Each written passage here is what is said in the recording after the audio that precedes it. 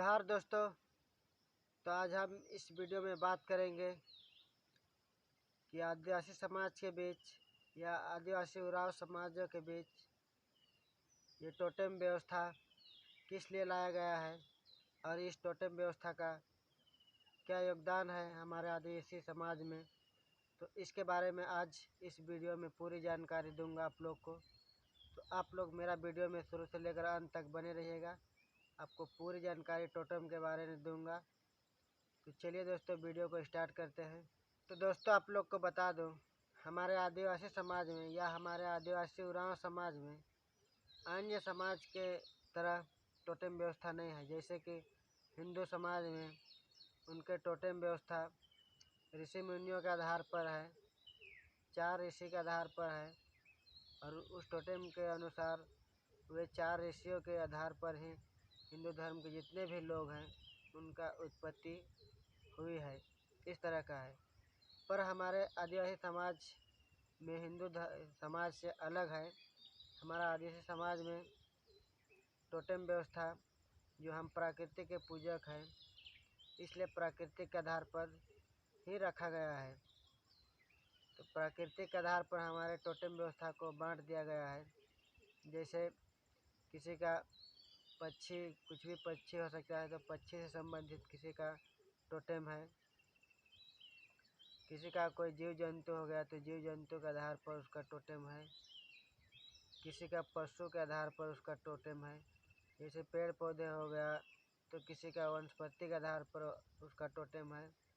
और जो निर्जीव वस्तु हो गया, जो अदर टोटेम है, तो उसके आधार पर किसी का टोटेम है। जैसे नमक, विंडो, इस तरह का। तो इस तरह का हमारे आदिवासी उरांव समाज में टोटेम व्यवस्था को बांट दिया गया है। पशु के आधार पर, पक्षी के आधार पर, जीव जंतु के आधार पर और पेड़ पौधा के आधार पर और अन्य वस्तु के आधार पर, इस तरह 5 व्यवस्था के अंतर्गत बांट दिया गया है और टोटेम व्यवस्था को। और यह टोटेम व्यवस्था, जिसका जो भी टोटेम है वे उनका कुल चिन्ह है, उनका पहचान चिन्ह है और उसका वो पूज्य करते हैं, जिसका वो पूजा करते हैं।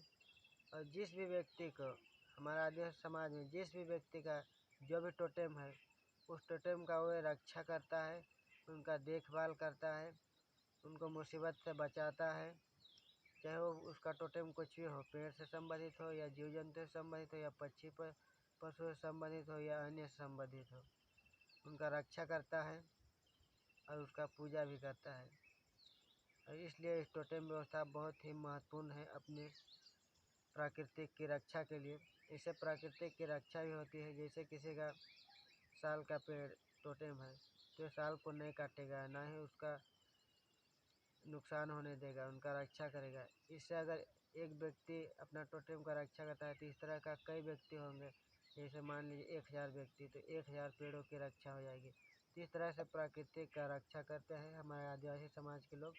इसलिए प्राकृतिक के आधार पर उसका टोटेम व्यवस्था रखा गया।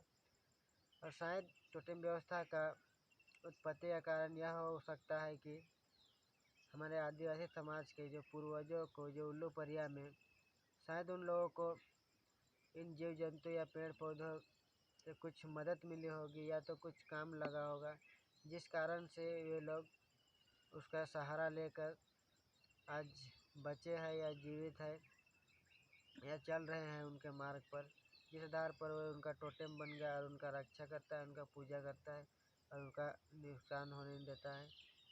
शायद यही कारण हो सकता है। तो इसी तरह का टोटेम व्यवस्था है जो हमारा टोटेम व्यवस्था एक प्रकृति का सुरक्षा करता है। और ये प्राकृतिक के कारण ही लोग और अन्य जीव जंतु जीवित होते हैं।